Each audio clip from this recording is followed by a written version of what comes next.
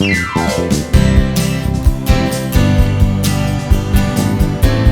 are connected, and you are listening to Specifically for Seniors, the podcast for those in the Remember When generation.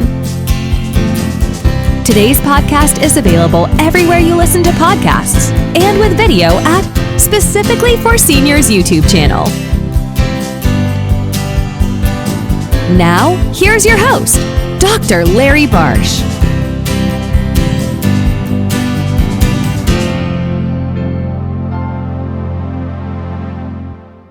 My guest today on Specifically for Seniors is Brett Johnson. Brett holds the distinction of being the only guest ever on the podcast who has been on the U.S. Most Wanted list. He was convicted for 39 felonies, sentenced to more than 7 years in prison, escaped, built the first organized cybercrime community known as Shadowcrew, which is a precursor to today's dark web. The United States Secret Service called him the original Internet Godfather. Brett found redemption and is today one of the leading authorities on cybercrime, identity theft, and cybersecurity on the planet. He works to protect us, as he likes to say, from the person he used to be. Welcome to Specifically for Seniors, and thanks for coming on the podcast. Hey, thank you for having me. I am humbled and I'm honored to be here. I just appreciate it so much, you bringing me on. Well, it's my pleasure. Thanks. We've all heard those inspirational stories about successful businessmen who got started. But how did you choose crime as a career opportunity? I'm not sure well, of course it was a choice. I was about to say, well, I'm not sure I chose it, but it was a choice. The reason I kind of hesitated there is my life of crime actually dates back to when I was a child. My first crimes were when I was 10 years old. I'm from Eastern Kentucky. Eastern Kentucky is one of these areas that if you're not fortunate enough to be employed, you may be involved in some sort of scam or hustle. My mom was basically the captain of the entire fraud industry in that area. And this is a woman who at one point she steals a 108,000-pound Caterpillar D9 bulldozer. She takes a slip and phone, a convenience store, tries to sue the owner. That's my mom, and I grew up in that type of environment. My first crime, my mom had left my dad. I was 10. My sister Denise was 9. My mom would stay gone, days at a time. We didn't have any food in the house.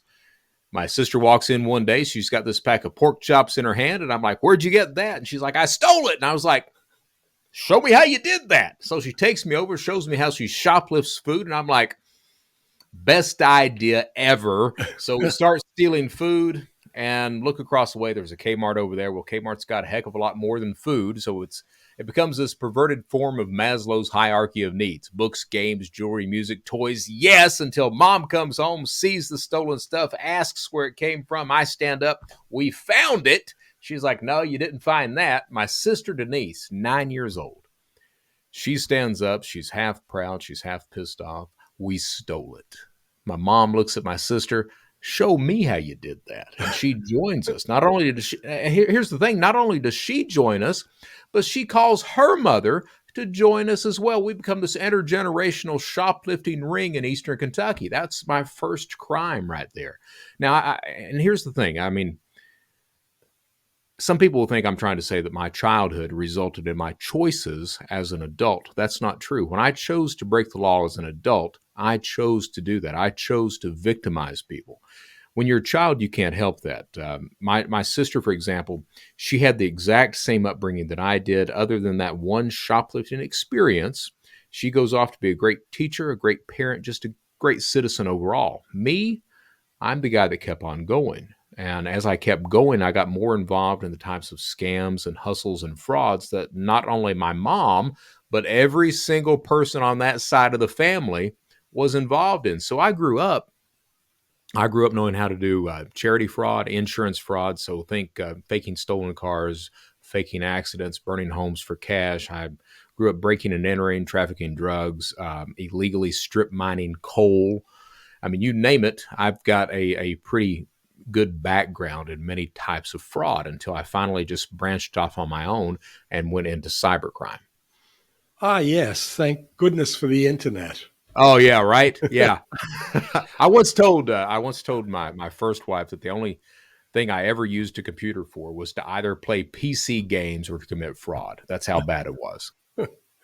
I listened to a presentation of yours, and you amazed me with one thing you said. You were talking about the fact that Google, the searchable web, is only a small part of the web itself. Can you explain that? Sure. So think of the internet as broken into the surface web and then the deep web. All right. So the surface web is everything that's above the water. It's everything that Google can find, which seems like a lot, but that's only about 4% of the entire internet.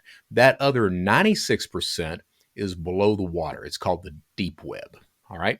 And in the deep web, that's anything that a search engine can't find. That's anything that's behind a paywall, for example. That's your text messages. That's your emails. That's your bank statements. That's all of that information. But in the deep web, deep, dark down into the deep web is where we've got the dark web. All right. So, how big is the dark web? Well, the thing is, no one really knows. We think that the dark web is somewhere around 15% of the overall internet. So you've got Google, everything that Google finds. The dark web is about 3 times larger than what Google does. And the organization you started, Shadowcrew, was the start of that deep, dark web. So Shadowcrew was a precursor of today's dark web and that type of criminal dark web environment. I need you to understand that not everything on the dark web is a crime. There are legal groups on the dark web. The New York Times has a site on the dark web. Congress of Library has a site. There are several legal sites that are on the dark web. But the reason it gets its name dark web is because of that criminal activity that's there. So think of it like this: if a criminal can use a product or service that allows them to remain anonymous, they are the first adoptees of that service. And that's exactly what we saw with the dark web. And now the dark web was created by the United States military, the US Navy. And they created that so that intelligence operatives from different areas could communicate with each other without being identified by the enemy. All right. Now it went open source. The US Navy decided we're going to release this to the public so that whistleblowers can use it, so that people behind different countries' firewalls can use it to see what the real internet is, to get real news instead of what just their country wants them to see.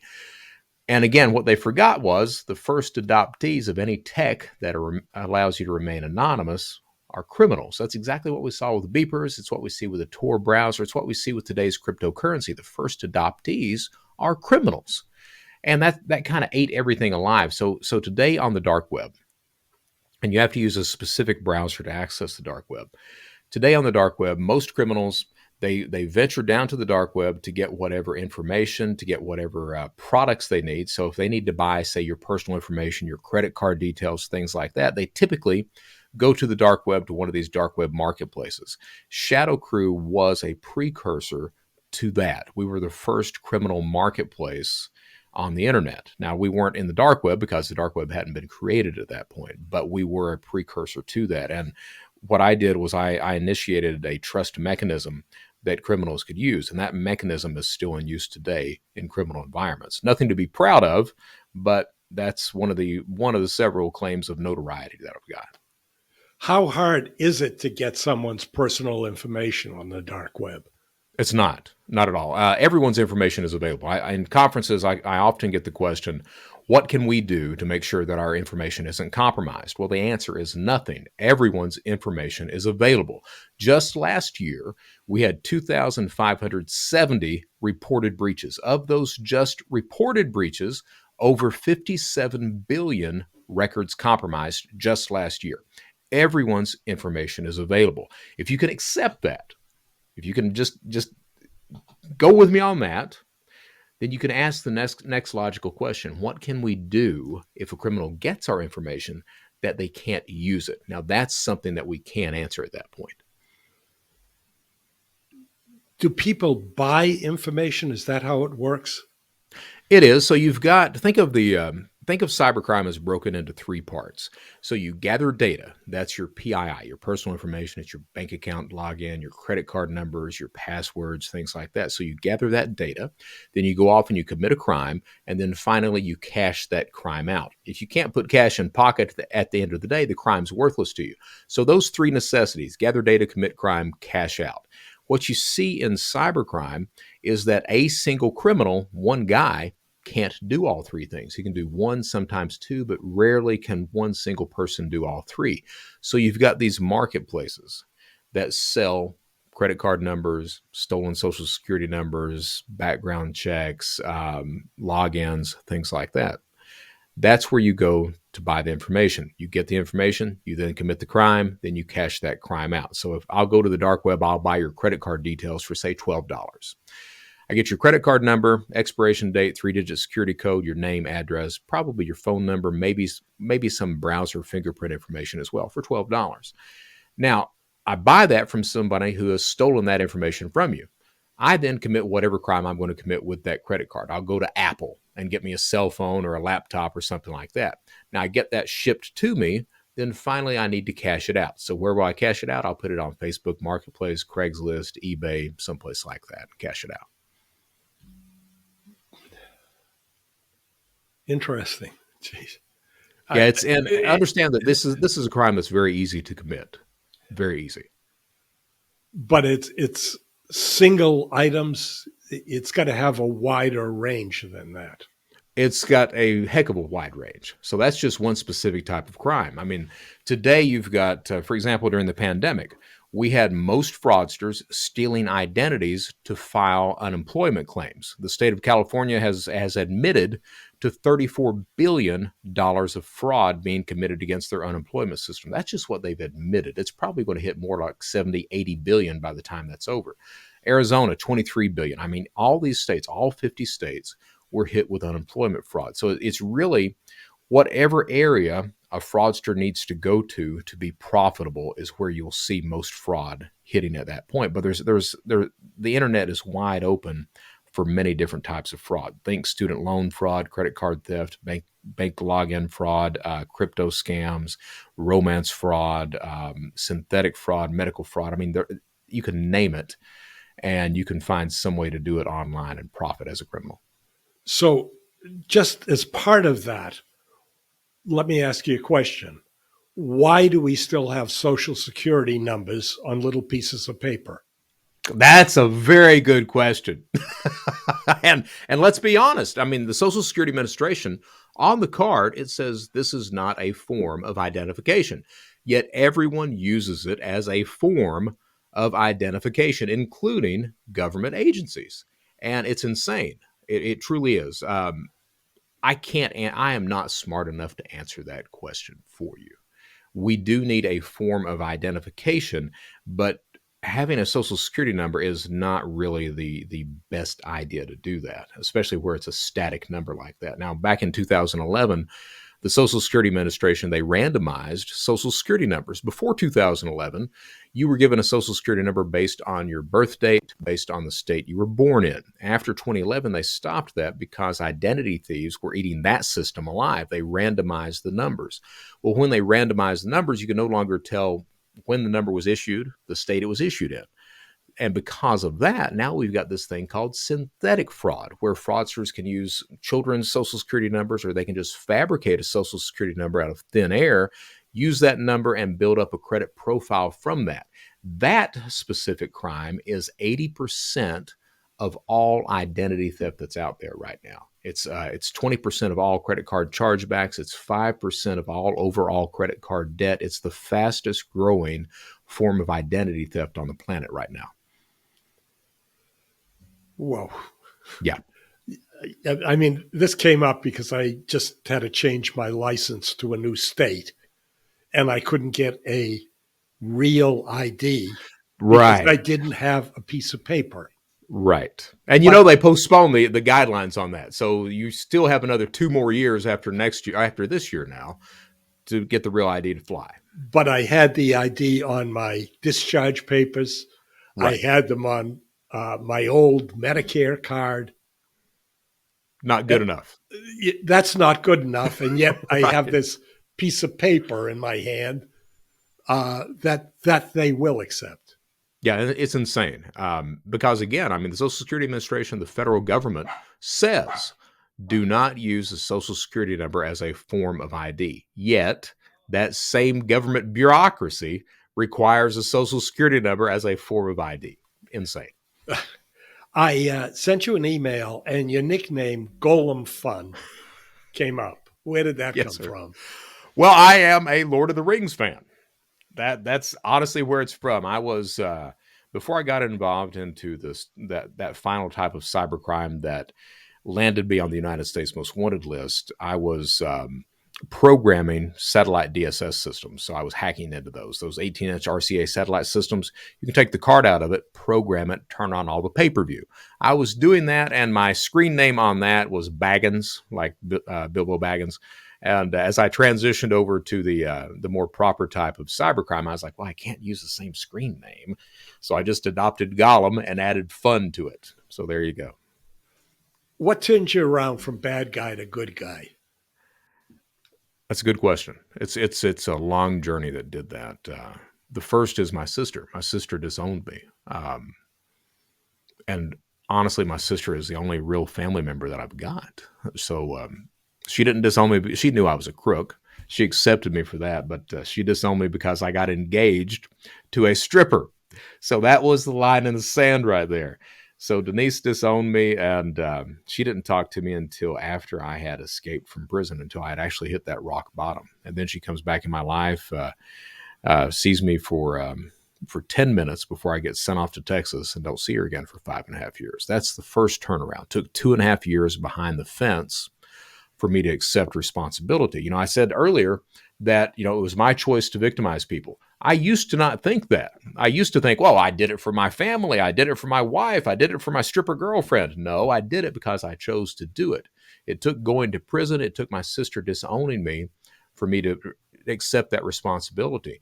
When I got out of prison, I met my wife, now Michelle. She showed me what a positive, healthy relationship actually is. And I learned that every single day. I still have problems with that, but I learn about that every day, about what that means to be healthy.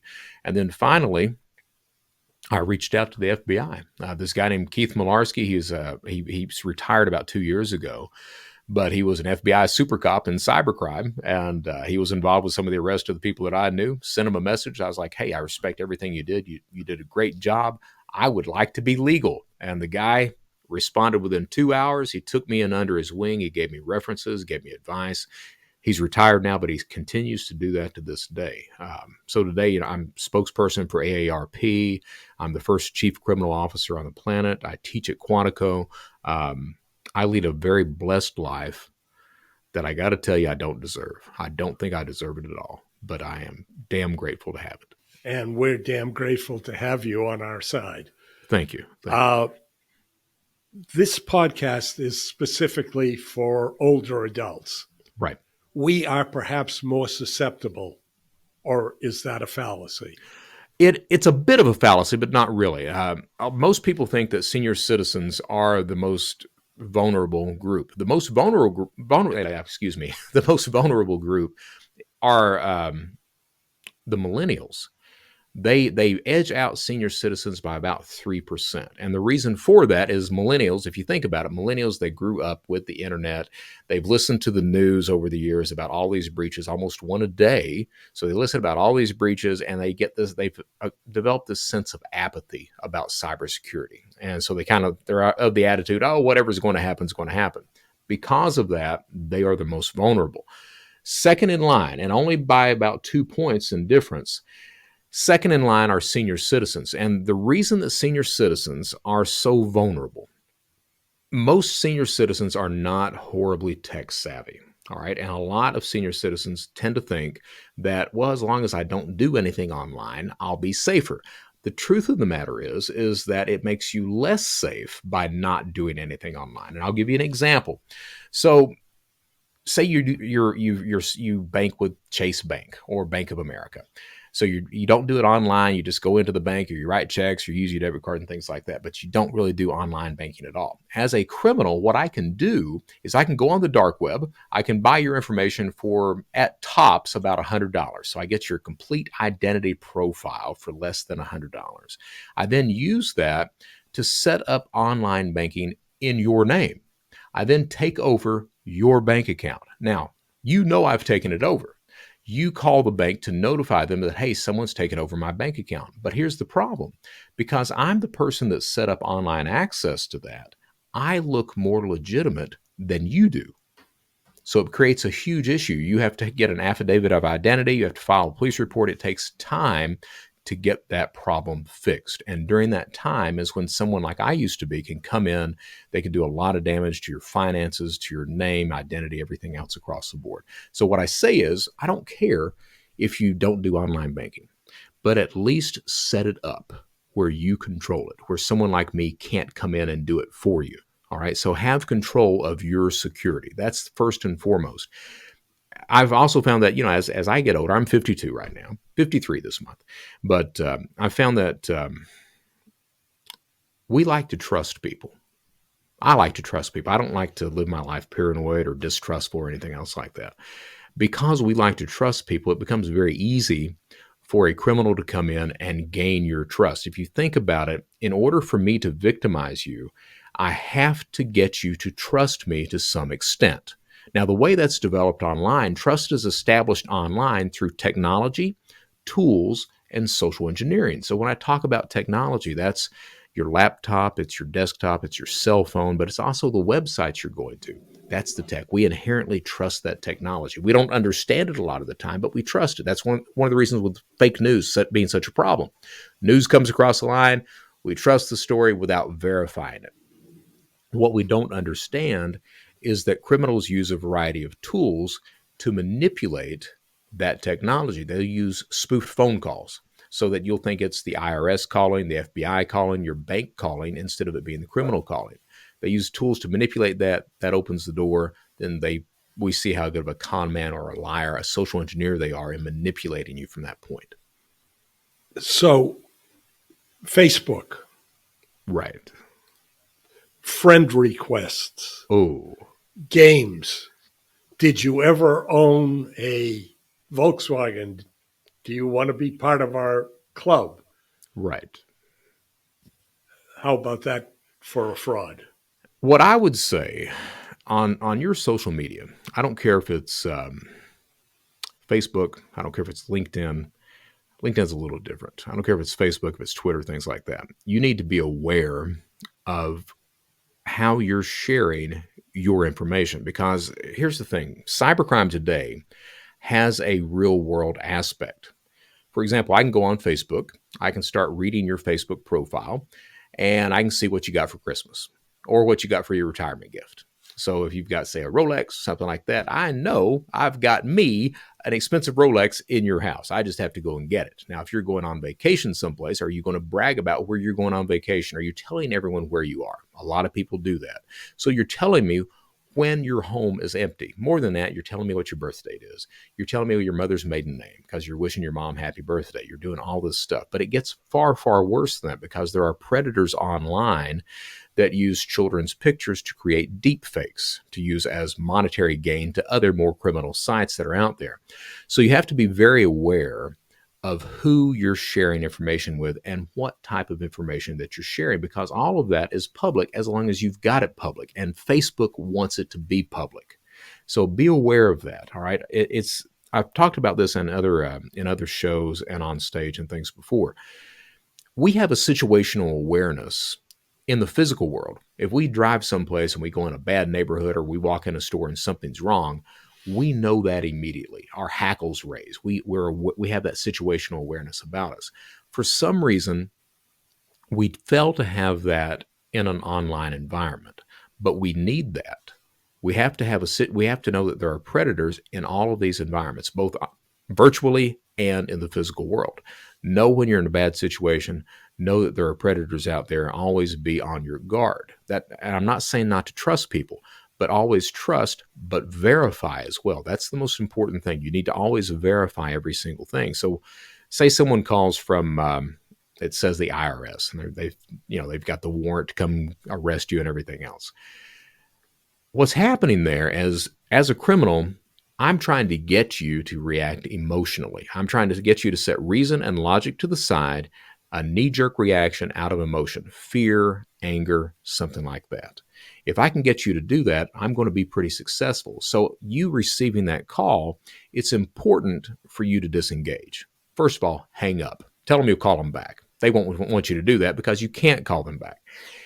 Take a breath, take a pause, count to 10, let reason come in, take over again. All right.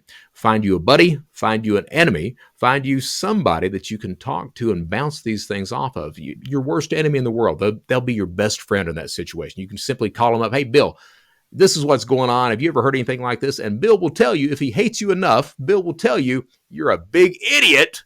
You're being scammed right now. Not saying victims are idiots, because they're not.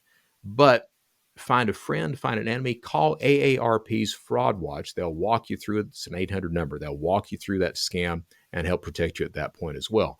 So take a breath, take a pause, find a buddy.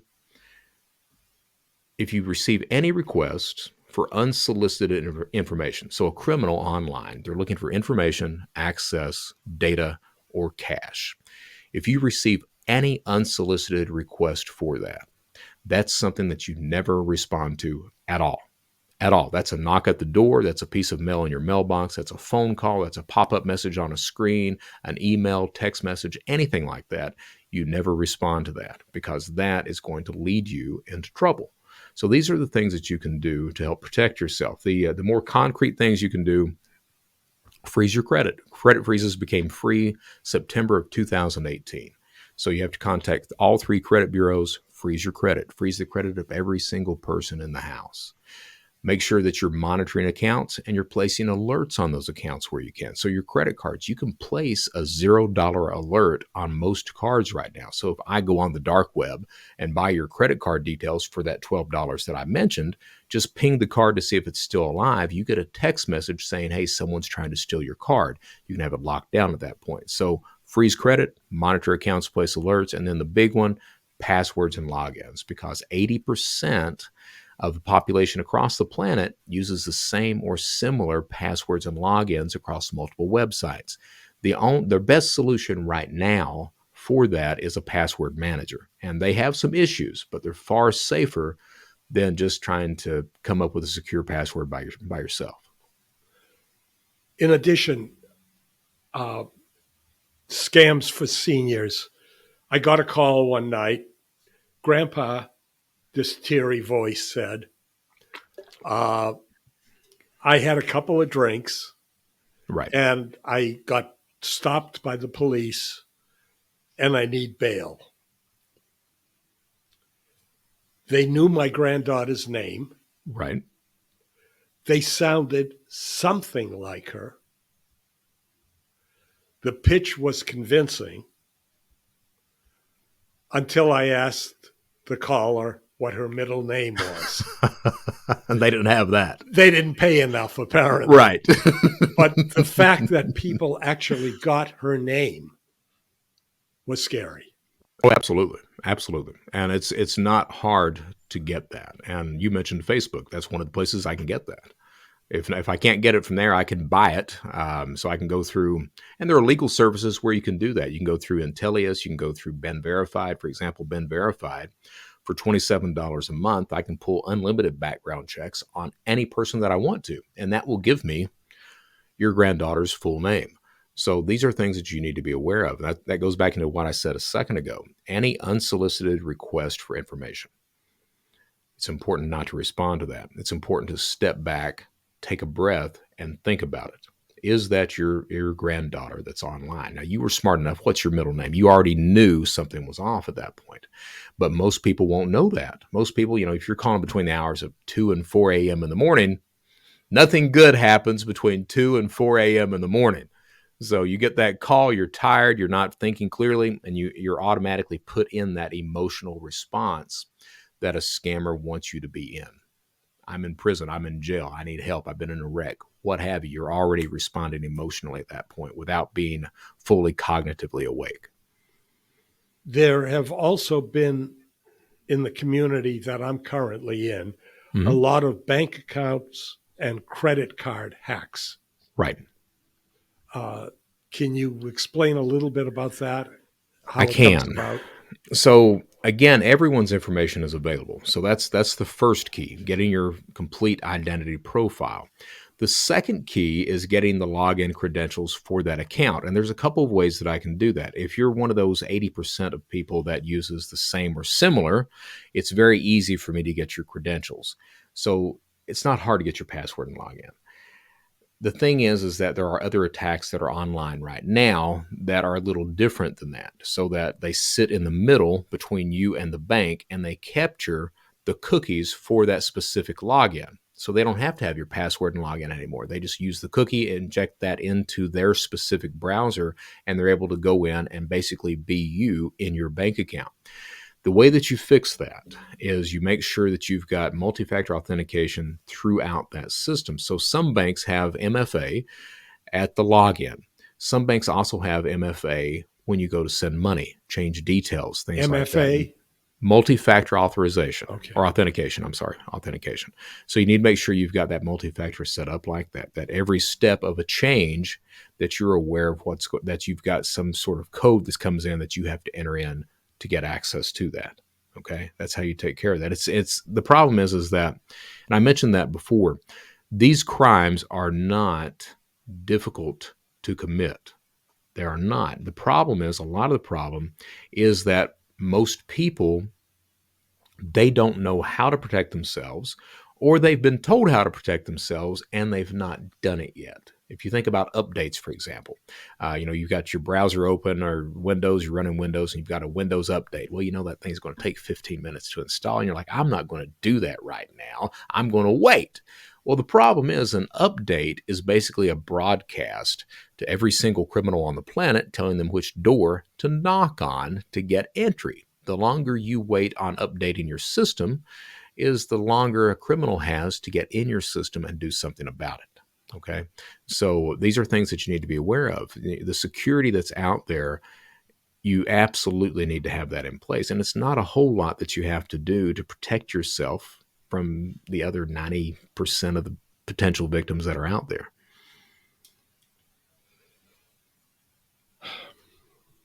So you covered a little bit about protecting ourselves. Sure. Let's talk about the audience here, Okay. as seniors who don't know much tech. Right. What can we do? What you can do is, for example, most people that I'm probably talking to on this show, they probably are getting Social Security. Do you have online access to your Social Security account? If you don't, you do that today. If you have to get a family member, somebody to help you set up to where you have online access. That way a criminal can't come in and divert your Social Security payments to a prepaid debit card that they've got at Walmart. So do that today. Freeze your credit today. Today, you have to contact all 3 credit bureaus. Freeze your credit. All right. Doesn't cost a thing. It's free. All right. You can use, there's a thing called Mint, which is also free. It will monitor some of your accounts for you. So I'm trying to do things where it's not costing you any money. So use Mint. That will help monitor some of your accounts. And then use a password manager. Android's got one built in. Apple's got one built in. Use those. Out of the gate, that's what you need to do. And that will protect you more than probably 80, 90% of everyone else in this country. So that's what you need to do. And the reason I say that's important, most crime is committed because of cash. Criminals are wanting to make money. Those cash-based attacks like that are lowest hanging fruit.